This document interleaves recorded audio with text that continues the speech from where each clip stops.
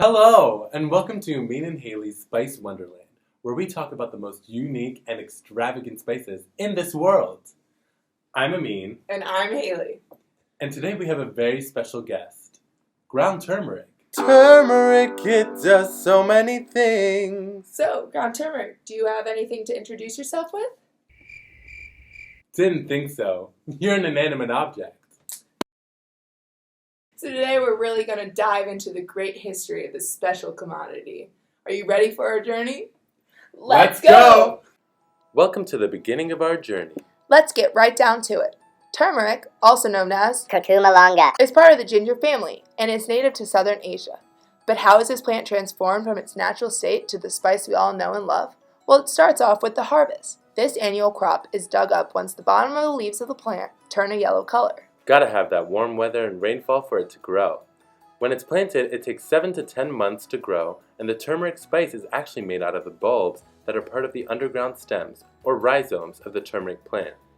Once this is done, the top leaves are cut off and the rhizomes are then washed, left to dry, boiled, baked in an oven, and then ground into a fine powder. This is how turmeric gets its famous bright yellow color. It's colorful, flavorful, and its taste is energetic and fun, just like us. This powder is the basis for many products throughout South Asia. Let's go deeper into the history. In 2500 BCE, turmeric first made its appearance in Indian literature and literature all around the world. Hey Hayley, Marco! Polo! Oh my god, that's so funny because Marco Polo is one fine example of turmeric in literature in the 13th century, saying it was so similar to saffron, its more expensive counterpart. And now its uses have expanded ever since. Like what, Hayley? Turmeric was actually first used to make a colored dye, and this was used all over the world, including places like Egypt. In India, it was used to dye clothing such as Buddhist monk robes and saris. To put it in a simple way, you just mix the powder with water to make it. To get a little sciencey on ya, the color can change based on the pH of the solution, and turmeric paper was actually used as a replacement for litmus paper to check the pH of solutions. Turmeric was very near and dear to Indian culture and was seen as holy and auspicious because of its role in Hindu religious ceremonies and wedding ceremonies. This has been the case for thousands of years, and its religious context began with the plant being offered to Suryan, the sun god. During the weddings, a haldi ceremony would take place during which turmeric paste is applied by friends to the bodies of the newlyweds. Some other ceremonies, like a Tamil marriage ritual, makes bracelets out of turmeric, which are equivalent to our wedding rings. Super cool! But turmeric, starting in 500 BC, shifted from being mostly used as a dye to being known for its medicinal uses. Some more believable than others. Starting off, turmeric was used very traditionally in medicine. It was being used to make home remedies that circulated throughout society, branding it as a safe and effective option. However, modern medicine in the past 100 years became the more relied upon option, causing its use as a commodity to shift again. There were 3 big systems of traditional medicine in India: Siddha, Ayurvedic, and Unani. Although there are small differences between these systems, turmeric was used in all of them. It was known to be all-curing and spiritual in a sense. The medicinal leaders were seen as spiritual, and the systems were centered around helping someone develop a healthy soul.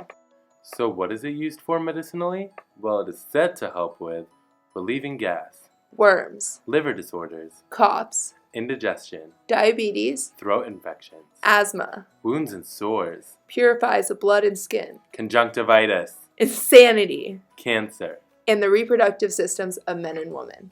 Turmeric, it does so many things. And that's just the tip of the iceberg, but like we said, some are more believable than others.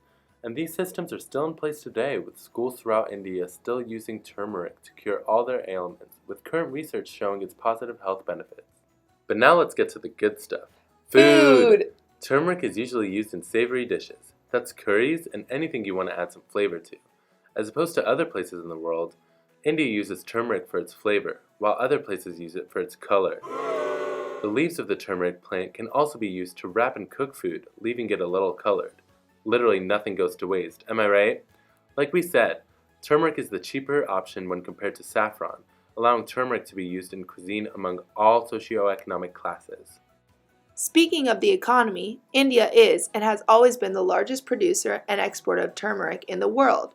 Pakistan and Bangladesh also produce it, but India has always made the most. For example, in 1986, India made 281,000 tons. The turmeric used for export has been mostly grown in Kerala, in southern India. The total area of India used to produce turmeric has been erratic, having its ups and downs in the 70s and 80s. On the whole, production has stayed stagnant since then, except with improvements in Andhra Pradesh and Tamil Nadu. Turmeric, more recently, makes up 80% of the world turmeric demand and enters the international market in the form of the dried rhizomes, being imported into Iran, Sri Lanka, the Middle East, and North Africa. India definitely has a monopoly in turmeric trade and exports only 6% of the total production.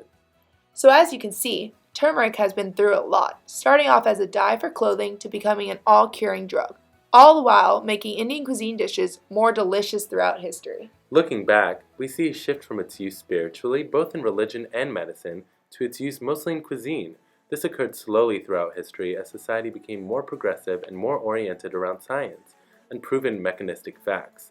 And while we still see turmeric's role spiritually and medicinally, it is less so because of this progressive mindset in society. And that's all for today, folks. We hope you enjoyed it. Join us next time on Amine and Hayley's Spice Wonderland, where we'll be talking about cinnamon and why the cinnamon challenge is problematic.